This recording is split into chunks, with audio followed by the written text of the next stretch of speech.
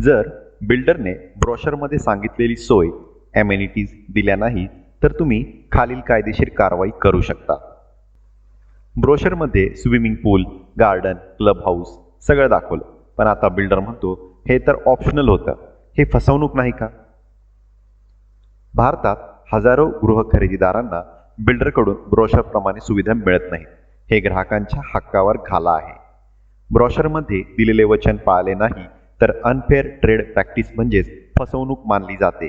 ग्राहक मंचात याची तक्रार करा. प्रकल्प रेरामध्ये नोंदणीकृत असेल तर रेराकडे तक्रार करा. बिल्डरवर दंडात्मक कारवाई होऊ शकते. बिल्डरला नोटीस पाठवा. कायद्यानुसार त्याने वचन दिलेली सुविधा द्यावी लागते, अन्यथा पुढील कारवाई होते.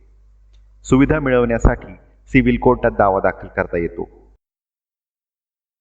अनेक ग्राहक एकत्र आले तर सामूहिक तक्रारीत जास्त ताकद असते. सोसायटीच्या नावाने ही कारवाई शक्य आहे. तुम्ही न्यायालयाकडून सुविधा पूर्ण करण्याचा आदेश, नुकसान भरपाई, व्याजासह पैसे परत हे सगळे मागू शकता. वेळ वाया घालू नका. कायद्यानुसार लढा आणि तुमचे हक्क मिळवा. तुमचाही बिल्डर सुविधा देत नसेल तर खाली कमेंट करा, व्हिडिओ शेअर करा, जेणेकरून इतरांनाही माहिती मिळेल. धन्यवाद.